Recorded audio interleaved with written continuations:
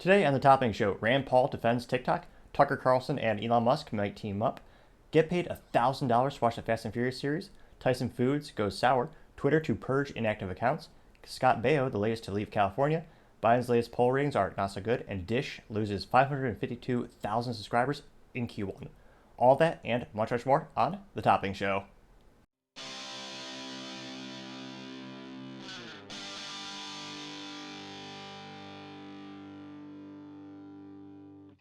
Thank you for tuning in today. Today's episode of the Topping Show is sponsored by Topping Technologies.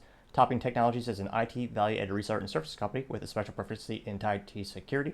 If you're a business owner or an IT leader, you can reach them at sales@toppingtechnologies.com. Heck, I see their founder at least twice a day. Gotta say, he is quite handsome and brilliant. He's me. That's a joke. Again, if you're an IT leader or business owner, you can reach the team at sales@toppingtechnologies.com. Now, jumping into the business part of the podcast, you have Twitter announcing that they're going to purge inactive accounts. This came as Elon tweeted, noting that all inactive accounts are going to be purged, so subsequently a lot of people are going to notice their Twitter followers go down. Another fun reminder, reach me at Nick Topping, Nictopping on Twitter to hear, or rather read me tweet. Now, Twitter's official policy now changed the definition of who they consider inactive. It used to be every 6 months you have to log in at least once. Now they're saying those who do not log in for 30 days will be considered inactive. So it's going to be a very interesting test to see how many real users there are on the platform. Before Elon took over, you had more bots than you could possibly even count. Thankfully, it seems that number has gone down dramatically. With this, you might actually be able to get some cool Twitter handles, as a lot of people sign up and abandon the platform. Also, kind of like when people win or lose the presidential election in the United States, you have a lot of people whining and complaining, saying, "Oh, now I'm going to leave," which they never really do, but maybe this something did, and you might be able to get that fun Twitter handle, whatever it might be. Now, other interesting business news, you have Tyson Foods going sour. Now, a little fun background, they're a multinational foods company founded in 1935 by John Tyson, and if you haven't heard about them before, you probably have consumed their products and not realize it. They're the parent company behind Hillshire Farms, Jimmy Dean's, as well as Adele's Sausages. Not the singer or the computer company, I believe. Now, they actually produce 20% of U.S. beef, pork, and chicken. They globally employ 141,000 people, with about 122,000 based in the United States. And they are one of the largest and well-known companies in the meat industry, and their shares just dropped 16%, which sounds big in and of itself, but it also, especially when you consider that's a 3-year low for them. So that's pretty rough and pretty concerning if you're a shareholder, when traditionally you would think this is more of a staple food that everyone needs to eat meat. It's one of those just things where you just assume it's going to be produced, and you assume the sales are going to be there, kind of like water, it's just everyone needs it. So it'll be interesting to see what's really going on. Now, the CEO, Donnie King, noted that they're really going to try hard to cut costs, and one of the reasons he noted the decreased profits and the decreased performance of the company is their increased costs around specifically cattle. So going back to the old age-old theory of throwing a rock in the river and seeing or a pond more appropriately, and seeing the ripples from it. So they're claiming that the actual feed for the cattle went up in price. So the farmers had to increase their price of the cattle. So all the cattle, the steer, and all the chickens, everything that they're buying is now cost much, much more. Also doesn't help that there's a global war that I believe Ukraine produces a high quantity of the actual cattle feed and feed for animals. Another downside of globalism, or having a global economy, you're much more dependent on other countries globally. Granted, there's a lot of upside to that as well. It's subsequently where the United States, I believe, was after the 80s. It used to be like 90% of the U.S. electronics in the U.S. sold were made in the U.S. Now that number's, it has to be in the single-digit numbers these days, with the exception of DoD contracts and things that have to be made here. Now, nevertheless, it is sad to see the company decreasing that. Hopefully they don't have to lay off any employees, and granted, I really hope it's a short term, as everyone needs affordable food these days, and it's hard to beat a good hamburger, or even better, a good steak. Now, other interesting business news, almost on the cultural side, there's an epidemic of every company seemingly to go to the tip-based system, even for self-checkouts. So it was all the rage on LinkedIn. A couple other business articles are noting how it's not the traditional go to a restaurant and you pay a tip because you actually receive exceptional service. But it's gotten to the point where if you're just checking out, they're expecting a tip. And a lot of people are just fed up with it. And it's just exhausting because every single thing, even my IT company recently bought some custom engraved whiskey bottles, the Blantons, which is famously shown in John Wick. We put our logo on the bottle and we numbered them and we raffled them off to prospective clients. We had like a meeting maker spiff where if you took a meeting with the next 30 days, you put a raffle ticket and one person would have the opportunity to win that bottle. And we spent a lot of money, I feel, for that service. It was a good product. The engraving came out pretty nicely, but the cost was a little under $2,000 for a couple of the bottles. Granted, thanks to the movie, the bottles went from $60 to $90 to $200. So partially because of the movie and popularity, supply and demand, but the engraving service was not cheap. And I'll never forget, at the end of the checkout, they wanted a tip too.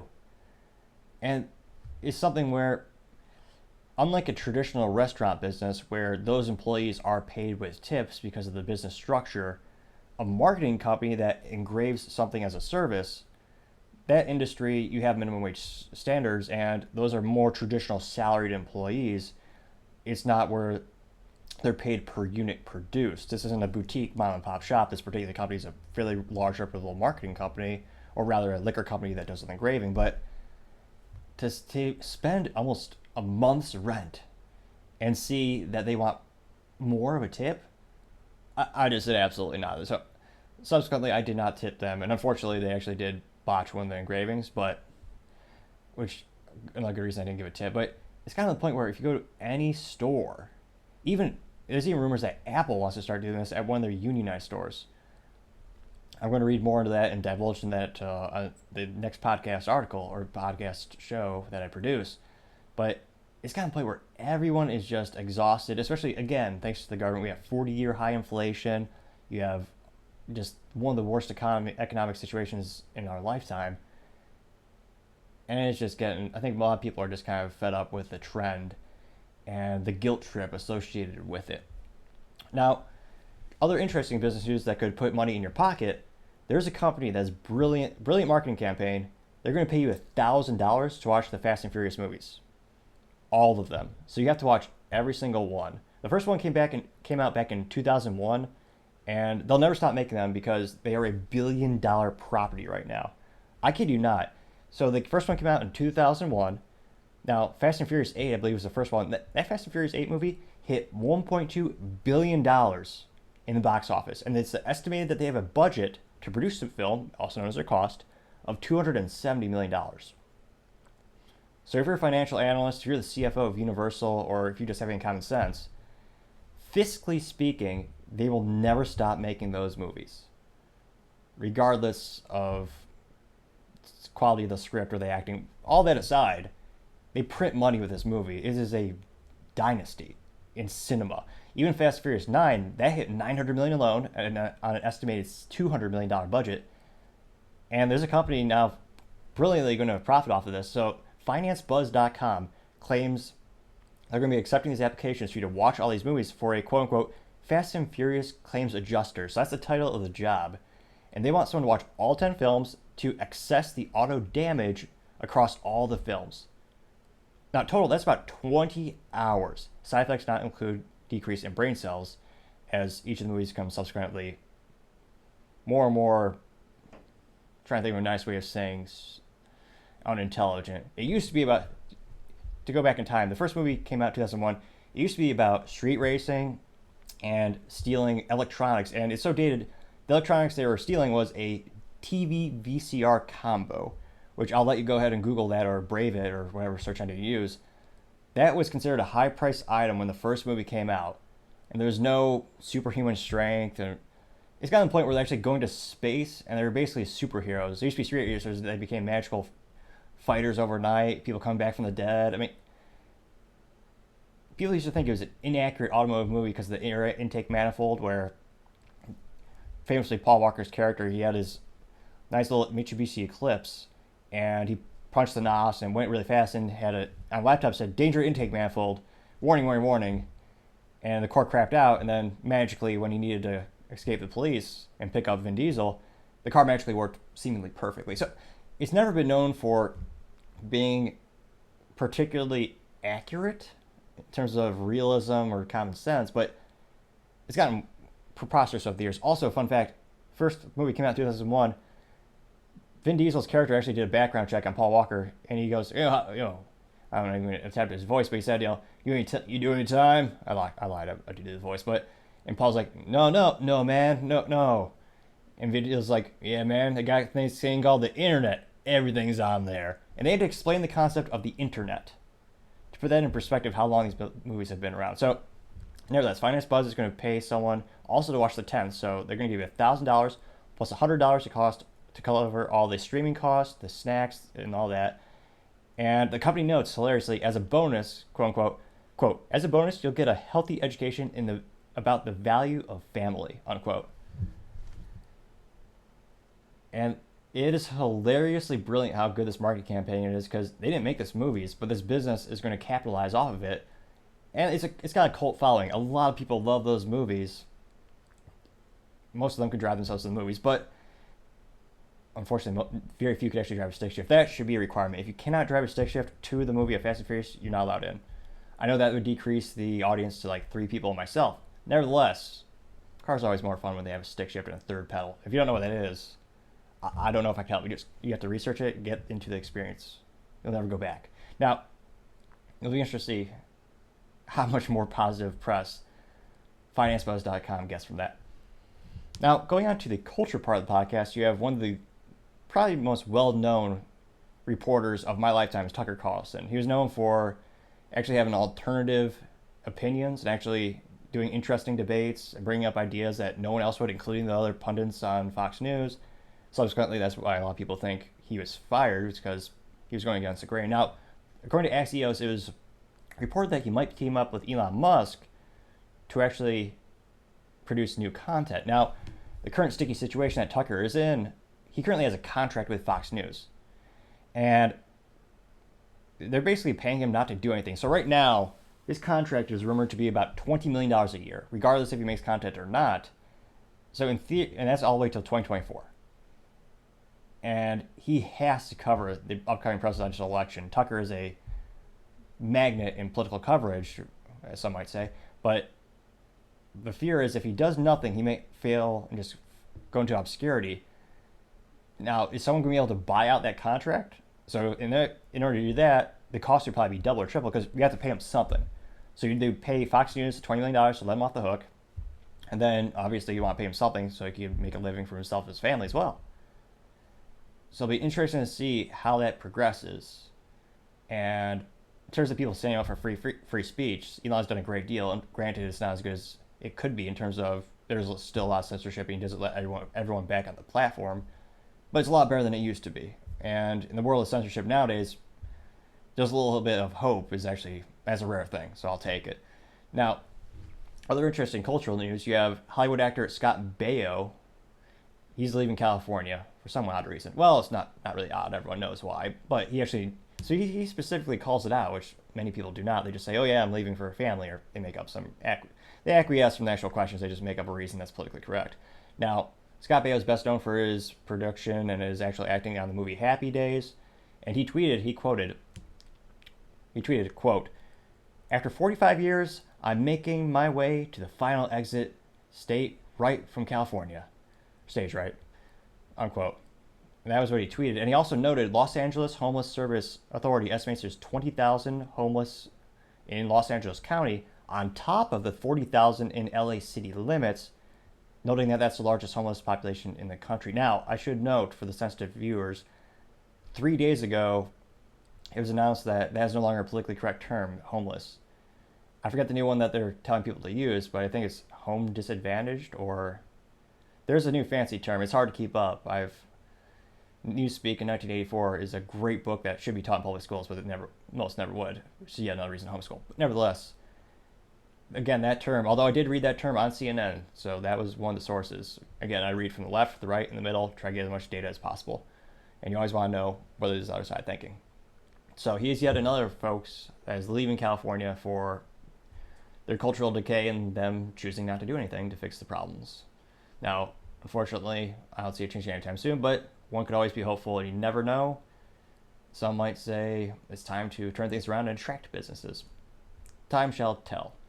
Now, going on to the specific political part of the podcast, you have Biden's ratings hit an all-time low. They seem to bottom out. And, of course, when it comes to these polls, you always want to know, where is it from? Who is it from? What's your actual sample size? Because obviously you can have 3 friends in a room, and if you just poll 2 of them, you'll be like, well, 50% of the people in this poll say they like X, Y, and Z.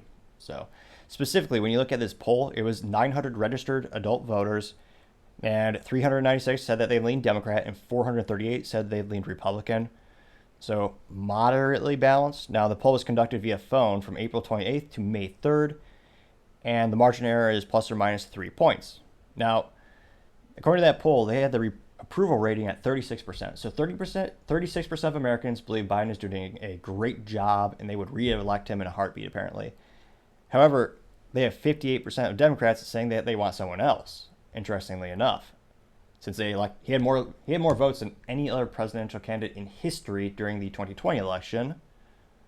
Now, it'll be interesting to see, could someone unseat him? Or it would be unprecedented. There's a lot of speculation will someone in the Democratic Party primary him and actually beat him in a primary. Given the flow of the incumbent solution, whether it be politics, technology, a car sale, the incumbent solution or the incumbent, whatever's there, more often than not stays there. To displace it is prohibitively difficult, especially it's just what the voters want, some might say. Now, when they asked if Biden has, quote, the mental sharpness to take and serve effectively as president, unquote, they said 32% of the poll said he did. So 32% of people think he is mentally sharp and articulate. 32%. Now, he didn't announce his re-election live. He had a pre-recorded video. Interesting. Now, 63% said they do not believe he is sharp enough to do that. Of those who said he was not sharp enough, 94% were Republicans. Wow. So of the 63% that said that they're not, a majority were Republicans, and a fair amount were independents. Interesting how the chips are falling. And again, no poll is perfect. This is certainly a small poll in terms of the number of people who are participated in it. But with the data we have now, it appears most people think he's... I mean, the approval rating has an all-time low, but it's mainly Republican. I don't know. I mean, they say 58% of Democrats say they want someone else, but I mean, time shall tell. It appears he's in a pickle, but I mean, last election he won without campaigning. I mean, time shall tell. We'll see. Now, other interesting political news, Rand Paul, who I think he does have a lot of great points, and I appreciate perspective, he's defending TikTok, which has become almost a bipartisan support to ban it. I wholeheartedly disagree with the bill they proposed, because that would be an overreaching bill, worse than the Patriot Act, in terms of giving them unprecedented power to ban basically any app they want. Because, of course, they can't just focus on the one thing we care about right now, which is a foreign-owned app that's basically spyware and basically a brain drain for anyone. I also see a lot of people getting smarter using the app, unless... No, I don't really. But now Rand Paul is specifically, he's noting that it would backfire against the GOP and young voters. Which I don't know how true that is. If you look at who's on TikTok, there's actually Democrat parties they're paying influencers, as they might say, to advertise for the party, and they consistently talk crap about Republicans. The average user on TikTok is a young kid, more likely liberal already. I don't know a lot of Republican youngsters who are on the app, and if Republican parents had a grain of salt or grain of intelligence, they wouldn't have their kids on the app anyway, because, again, it's indoctrinating them in ideals that are contrary to their country beliefs, and it's teaching kids basically to be dumber. The app in China is brilliant. It teaches kids actually math, science. It teaches them that STEM fields are cool, they're something to strive for, and you should love your country. That's the version they have overseas. The one in the US is basically just a brain drain of random junk that doesn't make you smarter and usually highlights mental diseases and mental disorders, including anorexia and other things that I don't know why they're glorifying, because there are kids actually developing tics because they're watching influencers on TikTok who have that. It's, again, let me know in the comments. Give me one good reason why anyone under 18 or 21 should be on TikTok. One. Oh, wait.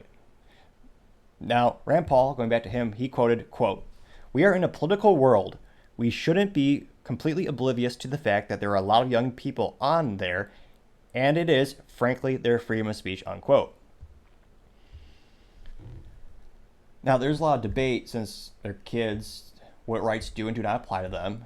And if that was also true, they should be able to vote, because no taxation without representation. Another disgusting thing, I think, if you're under 18, you should not be taxed if you're working, because you can't vote. Another illogical thing many states partake in, I believe federal taxes they have to pay too. That makes no logical or moral sense for them to be paying taxes. Granted, I would make that same argument where most people shouldn't pay taxes at all. Nevertheless, I'm actually thinking he's missing the boat on this, because the people with the highest propensity to actually vote Republican or go to his side of the aisle, I don't think they're on that app. A lot of people on the app are already entrenched in the ideals of the left, more often than not. And there are some people on the right getting on TikTok. I think the Daily Wire has Matt Walsh and a couple of other broadcasters on the platform. But if you look at the volume of what's on TikTok, mostly trash. But again, he's saying it's important because it's a political tool. I would say it's important to ban it because morally, it's not making the kids smarter. It's not helping them. It's not improving their life in any way. And he says if we ban it, they're going to blame Republicans. They already blame Republicans for everything. And at the end of the day, there are Democrats who agree with banning it. It's not a completely one-sided issue. There is bipartisan support. There are some people on the very left who definitely don't want to ban it at all, because there's a lot of extreme things on the left. There's some people on the right who don't want to ban it because, frankly, many of them are cowards, and I don't think they actually want to stand up for what they believe in. They want to just go with the flow. Another topic in and of itself, but I don't think it would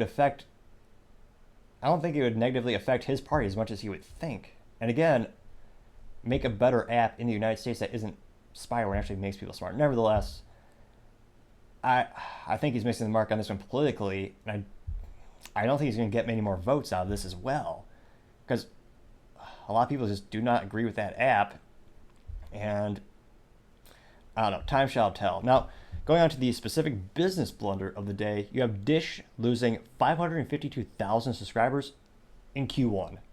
That's one quarter. 500,000 subscribers just gone. And that's actually about twice as bad as it used to be in Q4. So Q4 2022, they lost 268,000 subscribers. And specifically, these are paid subscribers. It doesn't cost anything to subscribe to my channel. Hit that button right now. It helps us out immensely. Now, they're down to 9.2 million subscribers. That's all they have left currently. Now, if you look at the breakdown of the portfolio, which things they actually subscribe to, they have 7.09 million Dish TV subscribers. So that's the traditional platform where if you drive past a house and you see it says Dish on it, brilliant, which I do, in terms of marketing, I appreciate that. As brilliant, concise, you know what it is. They have the Dish on the side of the house. It says the logo, says the name on there, has logo. Brilliant marketing. I like that.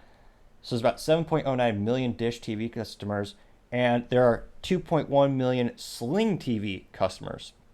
Now, they did lose some subscribers thanks to a cybersecurity attack recently, and their claim that they want to move to being a satellite TV provider offering 5G wireless network as part of a broadband wireless business.